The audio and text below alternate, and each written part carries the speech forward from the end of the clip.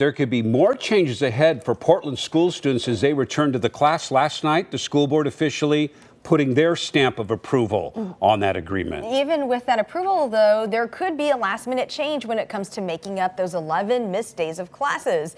Lisa Balick live tonight in Southwest Portland. What's this new information tonight, Lisa? Well, right now, the week of December 18th, that was supposed to have been a week of spring break, was taken back in the agreement last night. That will be a week of classes. However, what's still in play is that Friday the 22nd, it could end up being a day off. All in favor indicate by saying yes.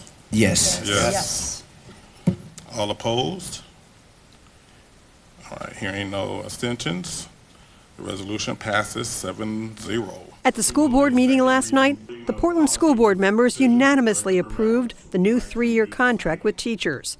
The teachers had voted early in the day to approve it as well. But there are still concerns about how to make up the lost time, 11 days of school. The state requires students to have so many hours per year. The agreement called for the first week of Christmas break to become school days, as well as adding days throughout the year and 3 days on at the end in June. But the board heard from a student about his survey of over 5,000 students. They prefer adding more minutes to school days or adding back Christmas break days and have school instead on other days off, like Martin Luther King Day in January. Having school on MLK Day was also voted on, with more than 1,000 students saying yes to school and having it be a day where we learn and honor Mr. King.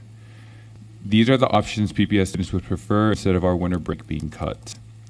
Taking away our winter break isn't an option. Folks have plans, have to decide whether to stay or go. While school is back in session, there was also sharp criticism by board members that the governor and the legislature can and should spend more money on schools statewide, tapping into the $5 billion in excess income taxes collected, the kicker money that goes back to taxpayers as an income tax credit, depending on how much they make. But instead of capturing it and making the boom real for others, say our educators, we're giving the wealthy a tax rebate.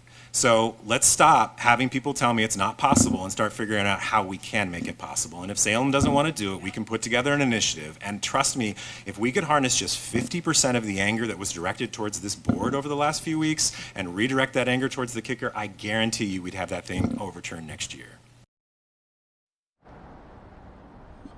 And you're going to be hearing a lot more about the situation with education funding. Salem Kaiser over there right now, the superintendent saying she is going to be making millions of dollars in cuts and about to go into mediation sessions with the teachers in Salem Kaiser.